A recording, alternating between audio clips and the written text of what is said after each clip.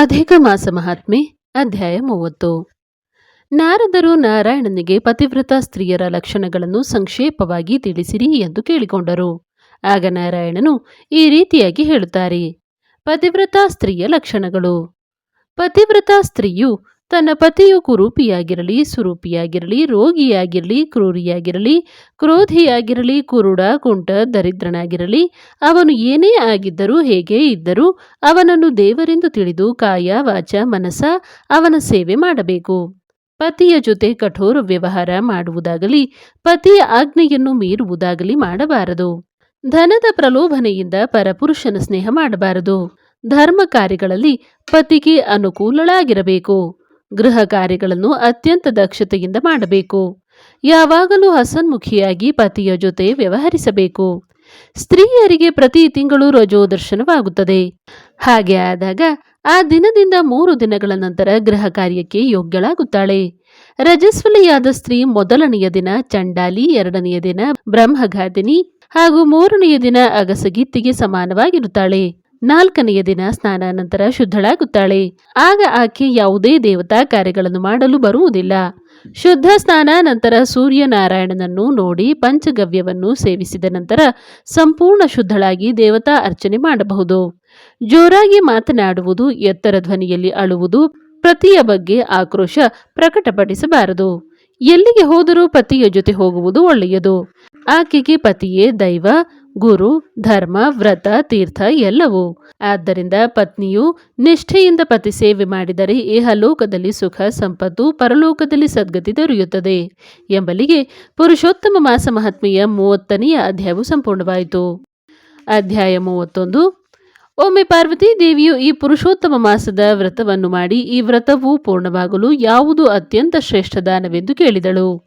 ಆಗ ಪರಮೇಶ್ವರನು ಹೇಳುತ್ತಾನೆ, ಪುರುಷೋತ್ತಮ ಮಾಸದ ವ್ರತ ವಿಧಾನವನ್ನು ಪೂರ್ಣಗೊಳಿಸುವಂತಹ ಯಾವುದೇ ದಾನವನ್ನು ವೇದಗಳಲ್ಲಿ ಹೇಳಿಲ್ಲ.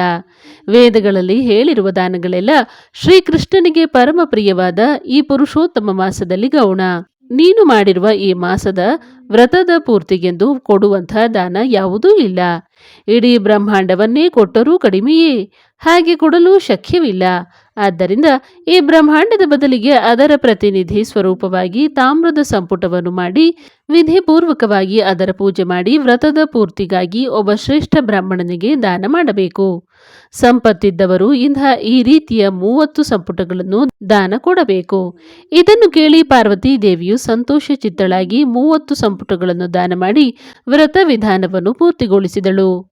ಕೇವಲ ಭಕ್ತಿಪೂರ್ವಕವಾಗಿ ಈ ಮಾಸದ ಮಹಾತ್ಮೆಯನ್ನು ಕೇಳಿದ ಮಾತ್ರದಿಂದಲೇ ಮನುಷ್ಯರ ಮಹಾನ್ ಪಾಪಗಳು ನಾಶವಾಗುತ್ತವೆ. ಹಾಗಾದರೆ ದೃಢ ಭಕ್ತಿಯಿಂದ ಈ ಮಾಸದ ವ್ರತ ವಿಧಾನವನ್ನು ಆಚರಿಸುವವರ ಪುಣ್ಯಕ್ಕೆ ಎಣೆಯಲ್ಲಿ. ಈ ಮಾಸದಲ್ಲಿ ವ್ರತಿಯು ಸುಳ್ಳು ಹೇಳಬಾರದು, ನಿಂದನೆ ಮಾಡಬಾರದು. ಬ್ರಾಹ್ಮಣರಿಗೆ ಮೃಷ್ಟಾನ್ನ ಭೋಜನದ ನಂತರ ಶಕ್ತಿಗೆ ಲೋಪವಿಲ್ಲದಂತೆ ದಾನ ದಕ್ಷಿಣೆಗಳನ್ನು ಕೊಡಬೇಕು. ಈ ಮಾಸದಲ್ಲಿ ಭಗವಂತನಾದ ಪುರುಷೋತ್ತಮನನ್ನು ನಿತ್ಯವೂ ಭಕ್ತಿಯಿಂದ ಪೂಜಿಸುವವರೇ ಧನ್ಯರು.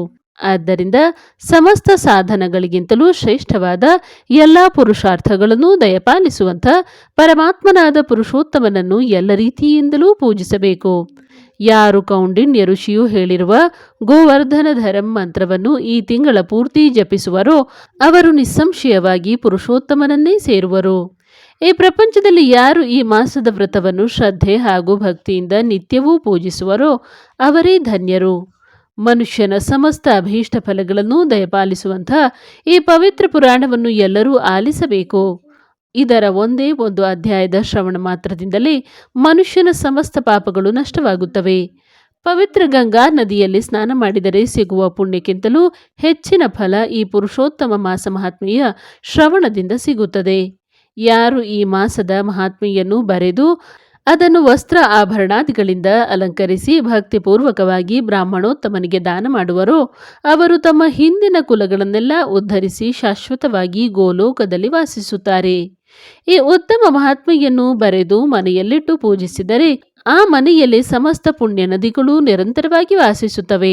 ಈ ರೀತಿಯಾಗಿ ಅನಂತಾನಂತ ಪುಣ್ಯವನ್ನು ಕೊಡುವಂಥ ಎಲ್ಲ ಮಾಸಗಳಿಗಿಂತಲೂ ಶ್ರೇಷ್ಠವಾದ ಪುರುಷೋತ್ತಮ ಮಾಸದ ಮಹಾತ್ಮೆಯನ್ನು ಕೇಳಿ ಸಮಸ್ತ ಋಷಿಗಳು ಆಶ್ಚರ್ಯಚಕಿತರಾದರು. ಆಗ ಅವರೆಲ್ಲರೂ ಸೂತ ಮಹಾಮುನಿಗಳಿಗೆ ನಮಸ್ಕರಿಸಿ ತಮ್ಮ ಕೀರ್ತಿ ಅಜರಾಮರವಾಗಿರಲಿ ಎಂದು ಕೊಂಡಾಡಿದರು. ಎಲ್ಲ ಬ್ರಾಹ್ಮಣರ ಆಶೀರ್ವಾದ ಪಡೆದು ಸೂತರು ಗಂಗಾ ನದಿಯಲ್ಲಿ ಸ್ನಾನಕ್ಕೆಂದು ಹೊರಟರು. ನಂತರ ನೈಮಿಷಾರಣ್ಯದಲ್ಲಿ ವಾಸಿಸುತ್ತಿದ್ದ ಸಮಸ್ತ ಋಷಿ ಮುನಿಗಳು ಬ್ರಾಹ್ಮಣೋತ್ತಮರು ಈ ಪ್ರಾಚೀನ ಪುರುಷೋತ್ತಮ ಮಾಸದ ಶ್ರೇಷ್ಠ ಹಾಗೂ ದಿವ್ಯ ಮಹಾತ್ಮೆಯ ಸಮಸ್ತ ಅಭೀಷ್ಟ ಫಲಗಳನ್ನು ದಯಪಾಲಿಸುವ ಕಲ್ಪವೃಕ್ಷಕ್ಕೆ ಸಮವೆಂದು ಶ್ಲಾಘಿಸಿದರು ಎಂಬಲ್ಲಿಗೆ ಶ್ರೀ ಬ್ರಹ್ಮನ್ನಾರದೀಯ ಪುರಾಣದಲ್ಲಿರುವ ಪುರುಷೋತ್ತಮ ಮಾಸ ಮಹಾತ್ಮೆಯಲ್ಲಿ ಶ್ರೀ ನಾರಾಯಣ ನಾರದರ ಸಂವಾದ ರೂಪದ ಪುರುಷೋತ್ತಮ ಮಹಾತ್ಮೆಯ ಶ್ರವಣ ಫಲ ಕಥನ ಎಂಬ ಹೆಸರಿನ 31ನೆಯ ಅಧ್ಯಾಯ ಹಾಗೂ ಪುರುಷೋತ್ತಮ ಮಾಸ ಮಹಾತ್ಮೆಯು ಸಂಪೂರ್ಣವಾಯಿತು.